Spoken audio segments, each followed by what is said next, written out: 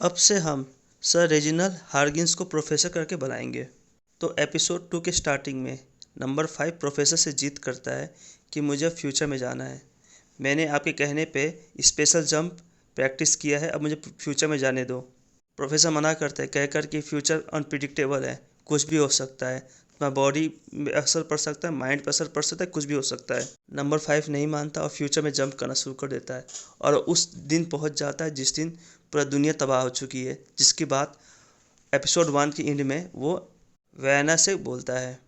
कहानी वापस प्रेजेंट में आती है जहाँ नंबर 5 वैना को समझाता है कि फ्यूचर में पहुंच गया था और वहाँ पर जाकर स्टक हो गया था कि वापस नहीं आ पाया, और वो वायना से कहता है कि मुझे तुम्हारी हेल्प चाहिए उस तबाही के दिन को रोकने के लिए। लेकिन वायना बोलती है कि मुझे कुछ समझ नहीं आ रहा और वो बात को इग्नोर कर देती है। दूसरी तरफ दो डिटेक्टिव आते हैं नंबर 5 को ढूंढने, उसकी 65 साल की उम्र वाली फ़ोटो लेकर, शायद ये भी फ्यूचर से आए हो। और ये उस सीन पे पहुँचते जहाँ पे नंबर 5 ने बाकी मिलिट्री के आदमी को मारा था जो भी फ्यूचर से आए थे। उस डोनट शॉप में डिटेक्टिव पैच, जो कि हमारी एक और मेन कैरेक्टर है, उस इंसिडेंट्स का इन्वेस्टिगेशन कर रही होती है।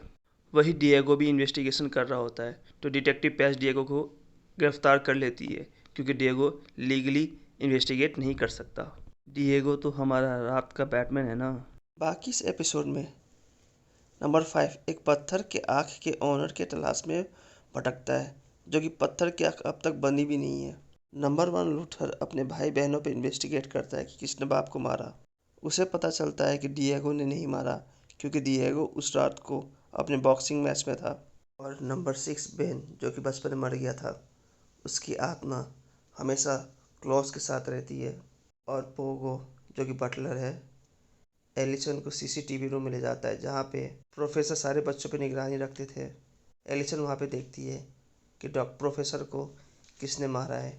एपिसोड की एंडिंग उसी तबाही वाले सीन के साथ होती है जहाँ पे नंबर 5 देखता है कि सारे लोग मर गए हैं और नंबर 5 को लूथर के हाथ से वही पत्थर वाली आँख मिलती है जिसके ओनर की वो तलाश में है। एपिसोड 3 के स्टार्ट उस समय को दिखाकर होता है जब वान्या ने बायोग्राफी लिखा था फैमिली के ऊपर। उसमें उसने कहा, हमारे बीच फैमिली जैसा कुछ नहीं है, भाई बहन जैसा कुछ नहीं है। हम सब अपने पापा का कटपुट लिया है और हमारे भाई बहन के मरने के बाद हमारे बीच दूरियां और बढ़ गई। हम एक छत के नीचे थे फिर भी अलग थे। फिर कहानी प्रेजेंट में आती है जहाँ एलिसन लूथर को दिखाती है कि उसकी रोबोट माँ ने ही उसके फादर की जान ली है। तो लूथर सबको इकट्ठा करता है, कहता है कि माँ रोबोट में प्रॉब्लम आ गई है, उसे बंद करना होगा। फिर आपस में वोटिंग होती है। उससे वान्या और डिएगो बोलते हैं कि मेरी माँ है, मुझे बंद नहीं करना है। बाकी सब बोलते हैं बंद कर दो। लेकिन इस मीटिंग में नंबर 5 नहीं होता, इसलिए मीटिंग बंद हो जाती है, रद्द हो जाती है। दूसरी ओर नंबर 5 उस हॉस्पिटल पर निगरानी रखता है जिसमें वो पत्थर वाली आँख बनी थी। नंबर 5 जब एपिसोड 1 में बताता है कि मैं फ्यूचर में फंस गया था 30 सालों के लिए जब दुनिया तबाह हो गई थी, तो कहता है कि मैं अकेला नहीं था वहाँ पे, मेरे साथ डोलोरस थी 30 साल तक। और अब इस एपिसोड में उसने एक मैनिक्यू यानी एक लड़की के पुतला को एक शोरूम से निकाल लिया और उसको अपने साथ रख रहा है। उसे डोलोरस बुला रहा है, उससे बातें कर रहा है। वो दो विलन जो नंबर 5 के पीछे पड़े थे, वो जो फ्यूचर से आए थे, वो नंबर 5 को ढूंढते हुए द अम्ब्रेला अकेडमी पहुंच जाते हैं। वहाँ पे नंबर 5 तो नहीं मिलता, लेकिन उनकी लड़ाई लूथर, डिएगो और एलिसन से होती है, जिसमें एक विलन की पैर में चोट लग जाती है और लूथर का दी हल्क वाला रूप सामने आता है।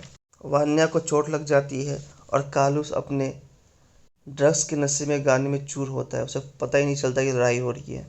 और वहाँ पे उनकी माँ रोबोट, वो एक कोने में बैठी रहती है, उसको सब सुनाई देता है लेकिन उसको कुछ फ़र्क नहीं पड़ता। फाइट के बाद डिएगो जाता है अपनी माँ के पास, बोलता है मॉम तुम ठीक हो? तो माँ बोलती क्या हुआ? वो डिएगो बोलता है कि इतना सारा फायरिंग हुई, आपको कुछ सुनाई नहीं दिया? तो डिएगो नोटिस करता है कि माँ खुद को हर्ट कर रही है, तो फिर डिएगो अपनी माँ को बंद कर देता है। फिर एपिसोड की एंडिंग सीन में दिखाते हैं कि वह दोनों विलन ने कालूस को किडनैप कर लिया है।